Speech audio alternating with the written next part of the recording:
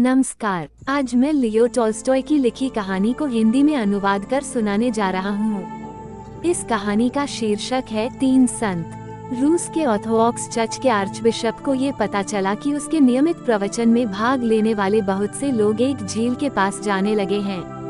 उस झील के बीच में छोटा सा एक टापू था जहाँ एक पेड़ के नीचे तीन बूढ़े रहते थे। गांव वालों का ये कहना था कि वे तीनों संत हैं।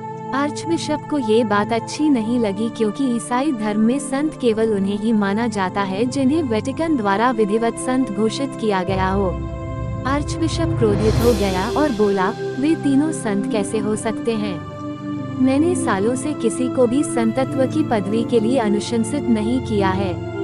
वे कौन हैं और कहां से आए हैं जिनके कारण हम लोग उन तीनों के दर्शनों के लिए जा रहे हैं और चर्च में आने वालों की तादाद कम होती जा रही है। अंततः आर्चबिशप ने ये तय किया कि वह उन तीनों को देखने के लिए जाएगा। वह नाव में बैठकर टापू की ओर गया। वे तीनों वहां मिल गए। वे बेहद साधारण, अनपढ़ और निष्कपट देहातियों जैसे थे। दूसरी ओर आर्चबिशप बहुत शक्तिशाली व्यक्ति था। रूस के जार के बाद उस क्षेत्र का सबसे महत्वपूर्ण आदमी था वह। उन तीनों को देखकर वह खींच उठा। तुम्हें संत किसने बनाया? उसने पूछा। वे तीनों एक दूसरे का मुंह ताकने लगे। उनमें से एक ने कहा, किसी ने नहीं। हम लोग खुद को संत नहीं मानते। हम तो केवल साधारण मनुष्य हैं।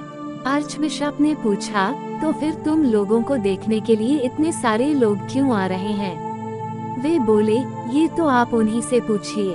क्या तुम लोगों को चर्च की आधिकारिक प्रार्थना आती है? आर्चबिशप ने पूछा।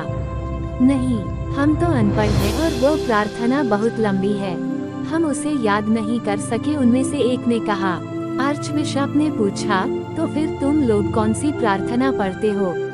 उन तीनों ने एक दूसरे की ओर देखा। तुम बता दो, एक ने कहा। तुम ही बता दो ना, वे आपस में कहते रहे। आर्चबिशप ये सब देख सुनकर अपना आप खो बैठा। इन लोगों को प्रार्थना करना भी नहीं आता, कैसे संत हैं ये? उसने मन में सोचा। वह बोला, तुम लोगों में से कोई भी बता सकता है? जल्दी बताओ।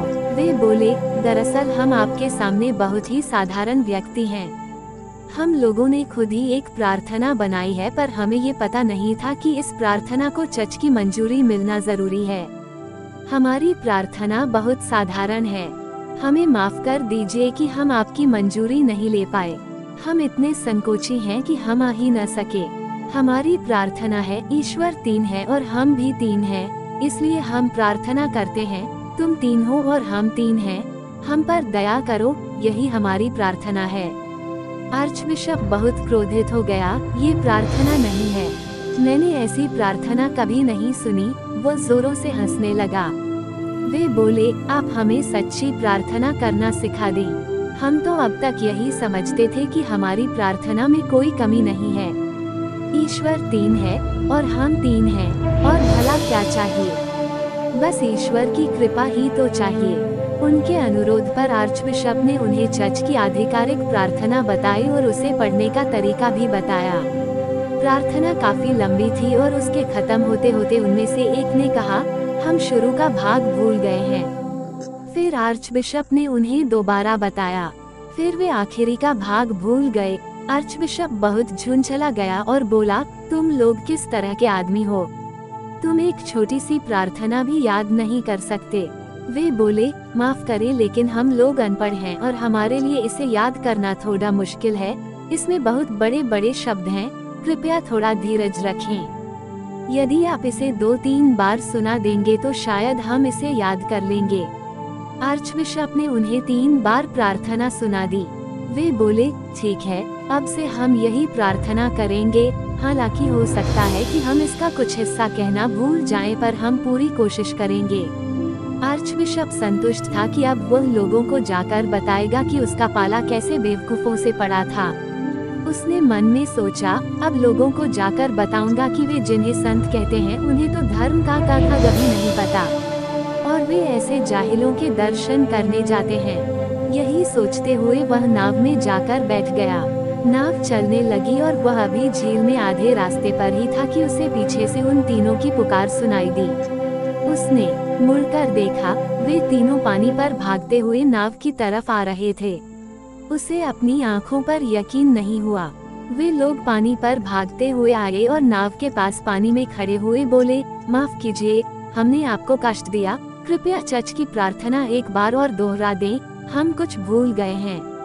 आर्चबिशप ने कहा, तुम लोग अपनी प्रार्थना ही पढ़ो, मैंने तुम्हें जो कुछ भी बताया उस पर ध्यान मत दो, मुझे माफ कर दो, मैं बहुत दम्भी हूँ, मैं तुम्हारी सरलता और पवित्रता को छू भी नहीं सकता, जाओ, लौट जाओ। लेकिन वे अड़े रहे, नहीं, ऐसा मत कहिए, आप इतनी दूर से हमारे लिए आए, बस एक बार और दोहरा दें, हम लोग भूलने लगे हैं, पर इस बार कोशिश करेंगे कि इसे अच्छे से याद कर लें। लेकिन आर्चबिशप ने कहा, नहीं भाइयों, मैं खुद सारी जिंदगी अपनी प्रार्थना को पढ़ता रहा पर ईश्वर ने उसे कभी नहीं सुना। हम तो बाइबल में ही यह पढ़ते थे कि ईसा मसीह पानी पर चल सकते थे, पर हम भी उस पर शंका करते रहे। आज तुम्हें पानी पर चलते देखकर मुझे अब ईसा मसीह पर विश्वास हो चला है। तुम लोग लौट जाओ, तुम्हारी प्रार्थना संपूर्ण है, तुम्हें कुछ भी सीखने की जरूरत नहीं है।